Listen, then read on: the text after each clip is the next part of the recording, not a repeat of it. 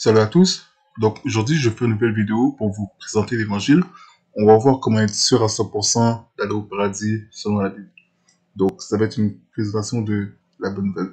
Et prochainement, je ferai une nouvelle vidéo sur les prophéties, sur la fin du monde, la fin des temps et la seconde venue de Jésus.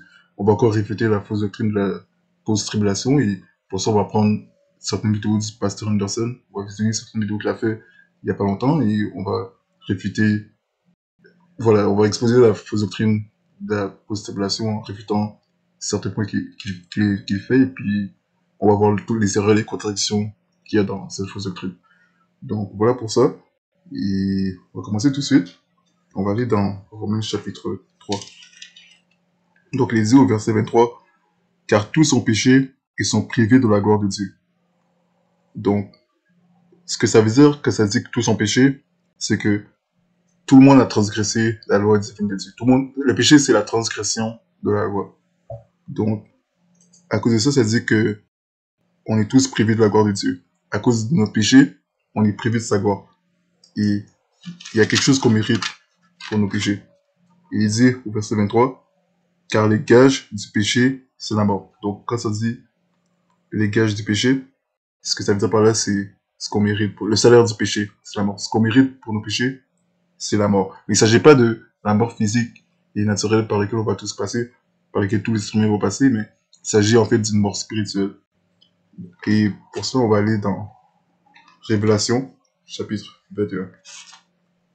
Donc, il dit au verset 8, « Mais les peureux et les incrédules et les abominables et les meurtriers et les prostituées et les sorciers et les idolâtres et tous les menteurs auront leur part dans le lac qui brûle avec du feu et du soufre, ce qui est la seconde mort. » Donc voilà la mort spirituelle de laquelle il s'agit. Il s'agit de la seconde mort. Cette seconde mort, c'est ce qu'on appelle l'enfer. Donc, tous les gens qui ont commis ces péchés, bien sûr, la liste n'est pas exhaustive, mais voilà, dans cette liste, ça dit les meurtriers, les peureux, les abominables, les incrédules, les sorciers, les prostituées. Tous ces péchés-là sont des gros péchés utilisés, mais ça dit aussi tous les menteurs. Et donc, si on est honnête, on devrait tous admettre qu'on a tous menti. Et voilà pourquoi il est dit dans Romains que tous ont péché. Parce que, voilà, on a tous menti. On est tous capables de mentir. Et voilà, il dit que tous les menteurs vont en enfer. Mais ils vont pas en enfer à cause que ils ont menti, ou ils ont commis des meurtres, ou ils ont fait des choses abominables. Ils brûlent en enfer pour cette raison, avec le feu et du soufre. Mais c'est pas à cause qu'ils ont commis ces péchés qu'ils vont en enfer. La raison pourquoi ils vont en enfer, on va la voir plus tard. Mais Dieu ne veut pas que les gens aient en enfer. Et c'est ce qu'il nous fait savoir dans Romains chapitre 5. Verset 8, il dit, « Mais Dieu fait valoir son amour envers nous, parce que lorsque nous étions encore des pécheurs, Christ est mort pour nous. » Donc, bien qu'on ait des pécheurs, Dieu, par la personne de Jésus-Christ, est mort pour nous. Il a envoyé son Fils Jésus-Christ pour mourir pour nous, par amour pour nous. Et c'est comme ça, c'est de cette manière que Dieu démontre son amour envers nous, qu'il prouve qu'il nous aime. Et il a fait ça parce que voilà, il ne veut pas qu'on aille en enfer. Et ça ne dit pas qu'il est seulement mort pour nous, pour les croyants, mais ça dit aussi qu'il est mort pour le monde entier, pour tous les êtres humains. Et aussi, ce qu'il faut comprendre, c'est que ça, c'est ce que Dieu a fait pour nous, mais il y a aussi quelque chose que nous, on doit faire pour être sauvés, pour aller au paradis.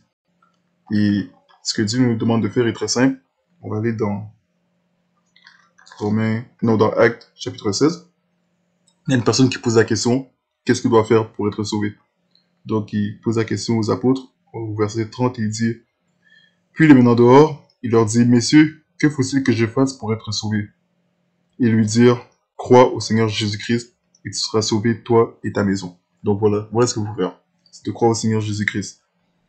On remarque qu'il n'a pas dit, « Repends-toi de tes péchés, change ta vie, sois une bonne personne, vis une bonne vie, donne ta vie à Jésus, fais des bonnes œuvres, aide les gens. » Non, il a seulement dit de croire au Seigneur Jésus-Christ. Il n'a pas dit qu'est-ce qu'il faut qu'il fasse, c'est d'être une bonne personne, ou voilà, être un bon chrétien, ou donner sa vie à Jésus. Non, parce que il est dit dans Ephésiens chapitre 2, la raison pourquoi il n'a pas dit ça, c'est parce que dans Éphésiens chapitre 2, il est dit, Éphésiens chapitre 2, verset 8, il est dit, car vous êtes sauvés par la grâce, par le moyen de la foi, et cela ne vient pas de vous, c'est le don de Dieu. Ce n'est point par les œuvres, afin que personne ne se glorifie. Donc voilà pourquoi il a dit qu'il faut croire en Jésus-Christ, parce que le salut est point par les œuvres. Pourquoi c'est pas par les œuvres? Afin que personne ne se glorifie. C'est pour que personne ne puisse se vanter devant Dieu. Voilà ce que ça veut dire par se glorifier. Il s'agit de se vanter. Et voilà, si ça serait par les œuvres, alors Jésus-Christ c'est mort pour rien, c'est ce que ça dit dans d'autres passages. Si le salut serait par les œuvres, et Christ serait mort avant. Mais Christ est venu mourir parce que c'était le seul à pouvoir nous sauver. Donc, ça dit que le salut est un don de Dieu, c'est un don gratuit de Dieu, non mérité. Et c'est ce que ça disait aussi dans Romains chapitre 5, au verset 8. C'est que, quand ça disait que le gage du péché c'est la mort, ça dit aussi, après ça, ça dit, mais le don de Dieu, c'est la vie éternelle par Jésus-Christ notre Seigneur. Donc, comme on a vu dans Éphésiens 2:8, ça dit que le don de Dieu, que le salut est le don de Dieu, et ce don de Dieu, c'est la vie éternelle. Donc, la vie éternelle veut dire sans fin, ça veut dire pour toujours. Et c'est important de comprendre ce que signifie d'avoir la vie éternelle. Ce que ça signifie, c'est que le salut est éternel. Si on va dans Jean chapitre 3, verset 16, un passage très populaire, il dit « Car Dieu a tellement aimé le monde qu'il a donné son seul Fils engendré afin que quiconque croit en lui ne périsse point, mais qu'il ait la vie éternelle. » Donc quand on croit en Jésus-Christ, on a la vie éternelle. Ce qui veut dire, c'est que une fois sauvé, toujours sauvé. On ne peut pas perdre notre salut. Le salut est éternel. Voilà ce que ça signifie d'avoir la vie éternelle. Même si, après avoir été sauvé, on commet encore des péchés, on pêche encore jusqu'à ce qu'on meure, après notre mort, on va aller au paradis parce qu'on a la vie éternelle. Et voilà, on ne va pas payer en enfer pour le péché qu'on a fait parce que Christ a déjà payé pour ses péchés à notre place quand il est mort à la croix. Donc, voilà, et aussi, après être mort à la croix, il est allé en enfer aussi, payé pour nos péchés. Et il est resté le troisième jour. Donc, Christ a déjà payé ce châtiment à notre place. Donc, voilà pourquoi quand on est sauvé, c'est plus possible de pouvoir payer ce châtiment. Donc, voilà pourquoi le salut est éternel. Donc, voilà pour ça, c'est aussi important de comprendre la divinité de Jésus. Pour être sauvé, c'est important de comprendre la divinité de Jésus, que Jésus-Christ était Dieu en personne. Et c'est ce qu'on voit dans Jean chapitre 1 où il dit « Au commencement était la parole, et la parole était avec Dieu, et la parole était Dieu. Elle était au commencement avec Dieu, toutes ces choses ont été faites par elle, et rien de ce qui a été fait n'a été fait sans elle. » Et après ça, si on va au verset 14, il dit « Et la parole a été faite chair, et a habité parmi nous. Et nous avons contemplé sa gloire, une gloire comme celle du seul engendré du Père, pleine de grâce et de vérité. » Donc c'est par là qu'on comprend que Jésus-Christ était Dieu en personne, Dieu incarné en chair. Il est la parole fait chair. Et c'est important de comprendre que voilà, qu'il était le Créateur et que c'est lui qui était le seul à pouvoir nous sauver. Voilà pourquoi il était Dieu, c'était Dieu, parce que Dieu est le seul sauveur. Il a dit que Dieu est le seul sauveur et qu'en lui, il n'y a point de sauveur.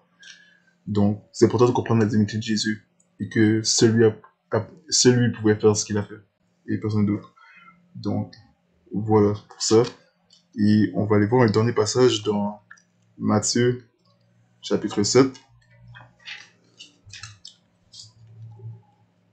au verset 21. Il est dit « Ce n'est pas tout homme qui me dit Seigneur, Seigneur, qui entrera dans le royaume du ciel, mais celui qui fait la volonté de mon Père qui est dans le ciel. » Et on a vu c'est quoi la volonté de son Père, c'est de croire en son Fils Jésus-Christ. Et après il dit « Plusieurs me diront ce jour-là, Seigneur, Seigneur, n'avons-nous pas prophétisé en ton nom? N'avons-nous pas chassé les démons en ton nom? N'avons-nous pas fait plusieurs œuvres magnifiques en ton nom? Alors je leur dirai ouvertement, je ne vous ai jamais connu, retirez-vous de moi, vous qui pratiquez l'iniquité. » Donc, pourquoi est-ce que Jésus-Christ les a rejetés? Eh bien, c'est facile à comprendre, parce que ces personnes-là sont venues amener leurs œuvres devant lui. Ils sont venus pour se glorifier de leurs œuvres. Et en amenant leurs œuvres devant lui, en venant parler de leurs œuvres, eh bien, ils ont témoigné contre eux-mêmes qu'ils n'ont jamais cru en Jésus-Christ, mais qu'ils ont toujours cru que c'était leurs œuvres qui leur ouvriraient leurs portes du ciel, les portes du ciel et leur donner accès au paradis. Et donc, ils ont été rejetés. Et Jésus-Christ les a rejetés Et la raison pourquoi Jésus-Christ leur a dit, retirez-vous de moi, vous qui pratiquez l'iniquité. Et c'est pas parce que ces gens-là vivaient une double vie, prétendaient être des bons chrétiens, mais qu'en cachette, ils commettaient des péchés en secret. Non. C'est parce que, étant donné qu'ils n'ont jamais cru en Jésus-Christ, ils n'ont jamais reçu le pardon de leurs péchés, donc tous leurs péchés sont restés sur eux. Parce que quand on croit en Jésus-Christ, tous nos péchés, passés, présents et futurs, sont pardonnés. Bien qu'on continue toujours à pécher, durant le temps qu'on est sur terre et qu'on est dans le corps de chair qui a ses nations pécheresses, on va toujours pécher jusqu'à ce qu'on meure, mais tous ces péchés-là sont pardonnés, on ne va pas payer pour ces péchés en enfer. On va aller au ciel après notre âme monte au ciel et notre corps physique rejoint la poussière. Mais pour ceux qui ne croient pas en Jésus, pour ceux qui attendent l'évangile, la bonne nouvelle, mais qui rejettent cette bonne nouvelle et qui veulent continuer à vouloir se sauver par leurs bonnes œuvres et être justifiés par leurs bonnes œuvres, eh bien, Dieu ne leur donne pas le pardon de leurs péchés. Donc, ils sont toujours coupables aux yeux des yeux. Voilà pourquoi Jésus les juge en leur disant, retirez de moi, vous qui pratiquez l'iniquité. Et voilà pourquoi ils ont été rejetés. Ils n'ont pas fait la volonté du Père qui est dans le ciel. La volonté du Père qui est dans le ciel, c'est de croire en son Fils, Jésus-Christ. On va voir rapidement, encore dans Jean chapitre 6, un autre passage qui nous dit qu'il suffit de croire en Jésus-Christ pour avoir la vie éternelle et entrer au paradis. Parce que la volonté du Père, beaucoup de personnes ne comprennent pas bien ce que c'est que la volonté du Père. Beaucoup de personnes, quand Jésus-Christ leur dit de faire la volonté du Père qui est dans les cieux pour entrer au paradis, beaucoup de gens croient qu'il s'agit de vivre une bonne vie, obéir à ses commandements et faire des bonnes œuvres, etc. Alors que non, il suffit de croire en lui. Parce que le salut est par la foi, comme on a vu dans l'épisode 8, c'est par la foi, c'est par le moyen de la foi qu'on reçoit le don de Dieu, le cadeau de la vie éternelle. Donc, au verset 40, il dit, c'est ici la volonté de celui qui m'a envoyé, que quiconque contemple le Fils et croit en lui ait la vie éternelle et je le ressusciterai au dernier jour. Donc, on voit voilà que il suffit de croire en son Fils.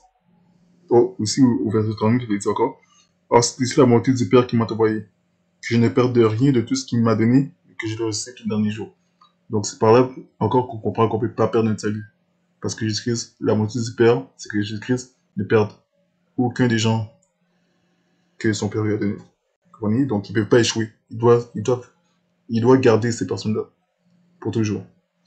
Et donc, voilà. Voilà la volonté du Père, c'est de croire en son Fils Jésus-Christ. Et voilà, c'est très simple. Donc, c'était vraiment une courte présentation de l'évangile que je vais faire. Et prochainement, comme je dis, je ferai une autre vidéo sur les prophéties de la fin des temps. C'est important de parler de ces choses et je parlerai encore de ces choses.